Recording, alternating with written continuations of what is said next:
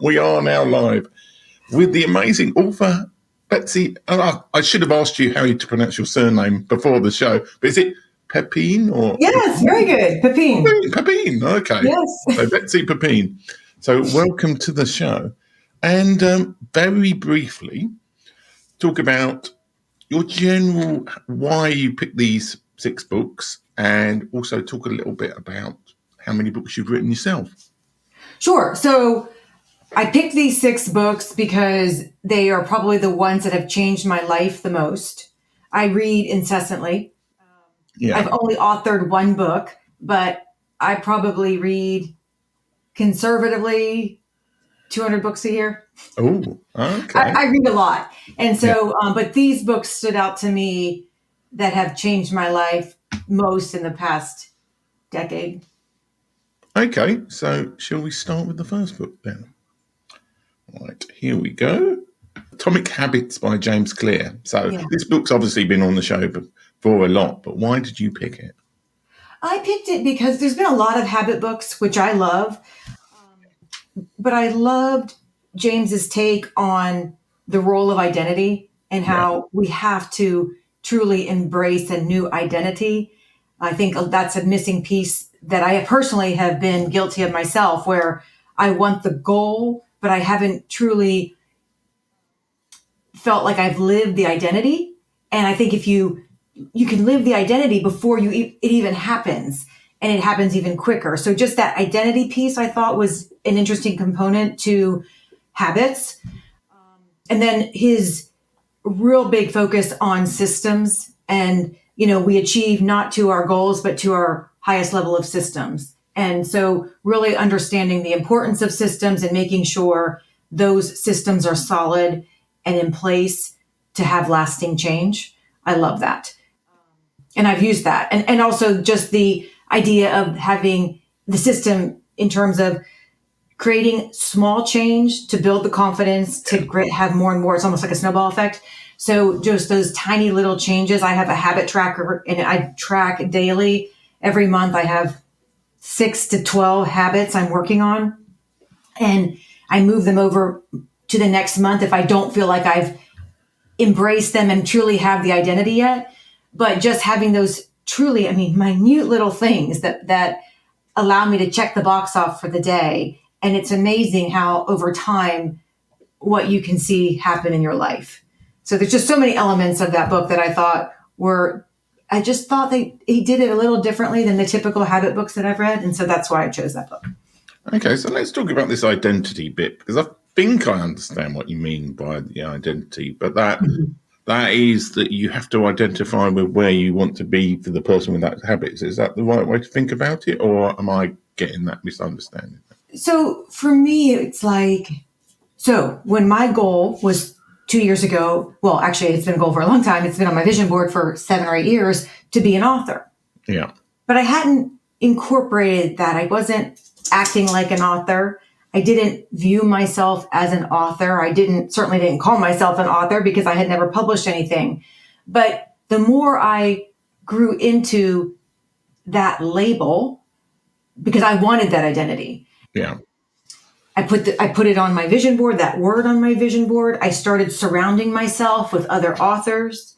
I started practicing and learning about the way authors write and started doing those small practices. So truly taking on the identity of an author before I sat down and actually started writing my book. So the other example that I've heard a lot, and I haven't, thank goodness I have not experienced it myself, but I've heard when people have addictions that they're trying to overcome, it's, you got to remove the identity of the alcoholic, for example, and you're somebody that doesn't drink, and really embrace that versus I'm not the not part, but what are you? You're a person that doesn't drink, but it's not, I'm not an alcoholic. Don't put the not in there, reframe it in the positive. And what are you? So that's, I think, for me, what he meant in terms of identity. Okay. And well, now you are an author, so you've kind of taken on the other. Right. Well, it works. That's a perfect example of it works. I sat down when I had the systems in place. My system was write an hour a day Yeah. 5 days a week. And it took me a year. Yeah. And I mean, it was wonderful. I mean, I just woke up an hour earlier. You know? Okay. Well, that's nice to know. It's like, I'm sure, but I mean, I suspect, like most of these things, there was a lot more. It was a lot more complicated than that, probably internally, rather than just because it's very easy to say, "Oh, wake up an hour early," and right. But I think you probably did a load more, as you say. The whole identity thing probably came first, and then Right. like, I am an author, so I get up early. Mm-hmm. Mm-hmm. And surrounding yourselves with people that you want to be like Yeah. is, I think, really important, at least for me. And so I got myself into a writing pod where there were other writers.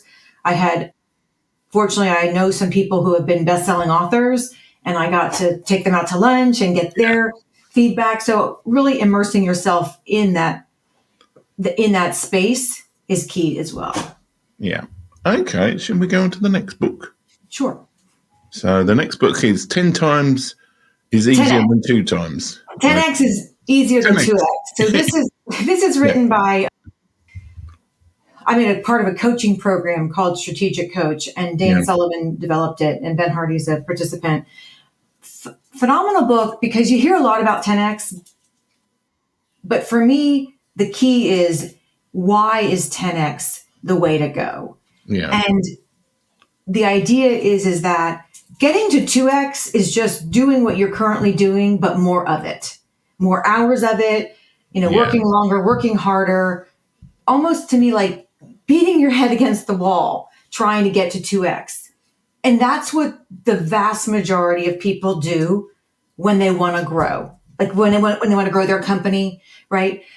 If you go to 10x, so let's say whatever your goal is, you put a 0 behind it, it forces you to think outside the box. You cannot, it's impossible to get there doing more of what you're currently doing.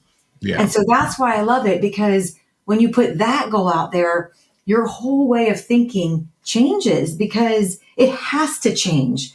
And that's where you're going to have fewer competitors, because no one's playing in that. Very few people are playing at that level. So you have less competition. You're going to 10x your business, and you're going to have less headache than staying at striving for 2x. Yeah. Okay. And presumably this, again, you've put this into practice, haven't you, really? I've put that into practice so many times in my life. Yeah. And have you got like an example of where, because I'm guessing you've got a process and it seems good, but you can only go so far with it. And then you suddenly realize that you need to do this different process, which is the 10x idea. Have you got an example of that in your life that you... I think so. So when I started, my day job is I'm in real estate, serial entrepreneur in real estate. So I have a real estate brokerage. That's how I entered the industry. Actually, I entered the industry as an agent, and then I became a broker. Then I grew the brokerage. But I wanted to 10x. Well, most people 10x by trying to get more of the same. So attract more agents to your brokerage. Yeah. And I said, okay, well, I want to have a greater impact than that. How do I do that? And I thought, I've got all these customers coming to us for the buying and selling of their home. What other services do they need during that purchase and sale? They need title. So I open a title company. They need a mortgage. So I open up a mortgage company. How do some people who come to buy a house realize, for whatever reason, they can't buy a house, whether it's financial reasons, whether it's their job instability in their life, they need to rent. Created a property management company. So creating ancillary businesses that service the same group of people. So you're maximizing the value for your customers and growing your business, and you didn't have to add any more agents. Yeah. That's an example. Okay. Right. Shall we go on to the next book, which is by the same authors? Why Not How? The Formula to Achieve Bigger Goals Through Accelerating Teamwork. So it's who, not how. Who, not how? Who, not how. So many mistakes today. I'm ridiculous. So, who, not how? Yeah. Who, not how. How. Yeah. Same group, the same two gentlemen wrote this book, and they wrote the 10x is easier than 2x. So who, not how is the concept of, and this is a strategic coach concept of, everybody has unique abilities, usually one or two truly unique abilities that come so easy to us. We don't even realize it's an ability because it's just like second nature. Yet we spend so much of our time doing non-unique ability activities. Yeah. And how much more value could we offer the world if we were allowed to stay in our unique ability?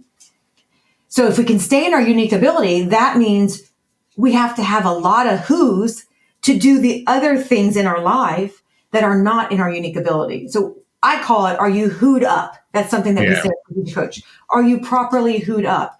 And that can apply to not just in people in the work profession. You could be at home and you don't particularly or aren't skilled at certain tasks that are required to keep a home updated or upkeep, or parenting, or whatever aspects of your life that you don't thrive in, that you're not naturally good at. Sometimes we spend so much time trying to get better at stuff that we don't like to do, we're not good at. And there's people out there that they do it well by nature and they love to do it. So if everybody could be working just in their unique ability, what a great world we would live in. So this is a book that teaches you all the different areas of your life that it applies to, and then how you start doing that. Letting go of, the easiest way to start is you do the exercise where, what is an hour of your time worth? Yeah. And is it $10 an hour, $20 an hour, $100 an hour, $1,000 an hour? Whatever you can hire out that's less than that you don't like doing and are not good at doing, that needs to go. Because you could easily then shift to just working your unique ability and it pays off. So you just start doing that. And then as the value of your time increases, the more activities you can unload because you can afford to pay those people at a higher rate. Yeah. Yeah, it's a lesson that I need to learn myself, really. And I have heard it. Well, it's like I've just come back from Thailand and Malaysia. I was for a few weeks. So I keep making mistakes and mispronouncing all the titles because of jet lag. But one of the things over there that is really nice from a Western perspective and a holiday maker perspective is you can go and get laundry done for like $5 and they'll do like 2 kilograms of laundry. Mm-hmm. And I really don't like doing laundry. I'm happy to do it, but it's... Yeah. So, I was thinking there's lots of things like that. Right. Because a lot of us in the West think we have to do everything and we don't. Right. Especially if we're earning more from doing whatever I think the other problem is people identifying what their actual unique ability is. That's probably the other. Is there part of this book about that as well? No, but there is a book called Unique Ability, which goes all into that and how to discover that. Okay, which unfortunately isn't on the list today, but it's not on the list, but it's a great book by Sharon Waller. Highly recommend it. Yeah. Okay, should we go on to the next book? Sure. Unreasonable Hospitality by Will Guidara. Probably mispronounced his name there. Yeah. So that book, there's a lot of books on great customer service and a lot of great companies known for their customer service. Ritz-Carlton, it's kind of the idol of that. But this is a book, all different examples across all different industries of just examples unbelievable examples of how you make a customer feel heard and seen. Yeah. And one of the ones that I remember so vividly is tourists were visiting New York City and they were having their last meal at a 5-star Michelin restaurant. And a waiter overheard them saying, gosh, we loved our experience in America. The only thing we missed was getting a New York City hot dog. Yeah. So the waiter tells they had a person dedicated to unreasonable hospitality. So the waiter tells this person, the person goes out on the streets of New York City, brings back a couple of hot dogs. They bring it back to the kitchen, spruce it up with condiments, and serve it to the people in a 5-star restaurant. And it's not only that example, but the systems that were set up in that restaurant that allowed the staff to be tuned into hearing those things, having the ability to act on those and the authority to act on it, to serve that customer and make them feel heard and seen. Yeah, I mean, I could, again, I'm going to talk about my holiday, but yeah, in Thailand, the service is very good usually, though there is a certain amount of too many people around. But some of the best places, it was like that. It was kind of like, yeah, they listened to what you wanted. So, are there any lessons from this book that you've incorporated into your property business then, or? Well, so I have a book club. I'm so passionate about books. I have a book club at my companies, and so every month we pick a book. So all of these books have been on the book club list, and so we did discuss this at length and discussed examples of that. We did not go so far, and I honestly should implement this, is creating a person responsible for receiving these requests within the company and giving them a dollar limit approval. Don't have to ask anybody, but if you can do it for under 100 or under 200 or whatever, you have the authority to do it and make somebody's day. Yeah, I think there's a certain element in companies where, because once they get big, they can get to very controlling about everybody's spending 20p on paper clips or whatever, and they can lose that ability to be spontaneous, because if you have to get budget approval to buy the hot dog, by the time that's happened, the customers are long gone. So yeah, I can see that's definitely an issue. Anyway, shall we go on to the next book?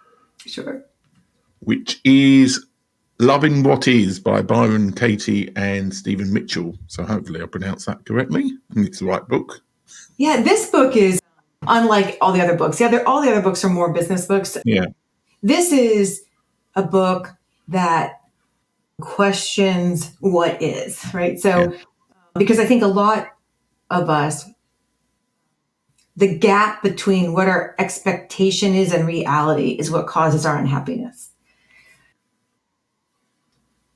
But even reality, Byron, Katie, is questions, is it really true? She says, is it really true? There's 4 questions you should ask yourself whenever you're feeling not great, any measure of not great, right? So is that thought you have, is it true? Right? Then the second question you ask yourself is it really true? Yeah. Because how do we know? I mean, and what I have found in my own practice when I do my 4 questions, there's very little in life that I am 100% certain is true. I assume a lot. And it's like, could it possibly not be true? Most of the time, my thought could possibly not be true. So, okay. So, and then the third question is, how do you feel with this thought? Most of the time when you're doing this exercise, you're not feeling good, which is why you're doing it. Yeah. And then the fourth question is, how do you feel without this thought? And I mean, 99 times out of 100, you're going to feel better, lighter, more free. So regardless of if it's true, you don't have to have the thought. And so it truly changes the way you go about life. Yeah. So that's why it's one of the most impactful books in my life, because it truly has changed my perspective. And I really do stop myself usually by question number 2 is it really true? And how do I know that? How can I be sure? Yeah, well, I think the world needs people questioning, because there's too many people stating things as if they're fact with 100% certainty at the moment. Both sides of the Atlantic. Yeah. And, it can cause issues. It can. And sadly, and I see it all the time, and I'm guilty of it myself. Yeah. When we assume, we don't assume for the benefit of the other. We assume there's something, something negative. So I don't know. So that's really been helpful for me to step back and say, Betsy, is this really true? Yeah. Well, we got one of your dogs is in the background. Yes, He's trying to, he or she is trying to get into the action. Shall we go on to the final book by a very, very esteemed author, which is Breaking Boxes, Dismantling the Metaphorical Boxes That Bind Us by Betsy Pepine. Yes. So it's you, of course. So why did you write this book and why is it brilliant? So I wrote the book. Most people assume when they hear I wrote a book that the book is about real estate or business. Yeah. And it absolutely has some stories about that in the book, but the book is not about that. When I found myself in my mid to late 40s, feeling like I had checked off all the boxes on how to be successful in life and thus happy. So I had great businesses. Yeah. I have a great family. On paper, my life looked wonderful, but I was unhappy. Yeah. And so I went through a period of several years uncovering what was the source of that unhappiness. And what I found was I had this feeling of containment when I felt myself being put in boxes that I didn't want to be in, whether it's through my family of origin, whether it's through my religion, through my industry, through the roles that I play in my life, through my gender, just these expectations and stereotypes and opinions that have nothing to do with me, but I embraced. And so I had a journey of understanding what boxes are no longer serving me and negotiating my way out of those boxes and being more cognizant now of boxes that I freely choose to enter, like the author box. Like that was a box I wanted and sought after. But there's a lot of boxes that I had found myself in that never served me at all or lost their value long ago. And I overstayed my welcome in those boxes. And when I started sharing those stories with people, they had their own set of boxes and it just was a really interesting and lively discussion. And so I wrote the book because my goal was to improve and empower the life of one person. If one person read the book and it changed the way they thought about something in their own life that caused them to make a change for the better, then my mission has been accomplished. So that's what the book is about. That's why I wrote the book. So does it provide any tips for people about dismantling their boxes? It's one of the first things, I suppose, is to realize that you are in a metaphorical box. It's so true. I mean, I compare it to a newborn, an infant. Yeah. We bring home an infant and it sleeps in a bassinet when they're really little. Yeah. And a bassinet is like a box. And that box is keeping the infant safe, right? The infant's so young and immature, they don't know life outside the box. Then they get to be a toddler and they're in a crib and they see between the gate rails and they can see there's life outside the box. They start trying to climb out of the box. So sometimes even as adults, we're like infants where we don't even recognize we're in a box. Yeah. So how do you recognize, how can you even become aware that you're in a box? For me, it's getting more in touch with my body. I think our body tells us before our mind tells us. There's a disconnect. There's a level of uncomfortableness. It took me a long time to be in tune with that. I kind of my rational brain just overrode those feelings and just said, forge on. So that's usually your first sign is your body telling you there's something off. But once you recognize that you're in a box, I think the biggest reason why people stay when they no longer serve is fear. Yeah. Fear of the unknown, fear of loss of social status, fear of loss of social connection, fear of loss of financial security, a variety of different fears that keep people stuck in boxes when perhaps they should explore other alternatives.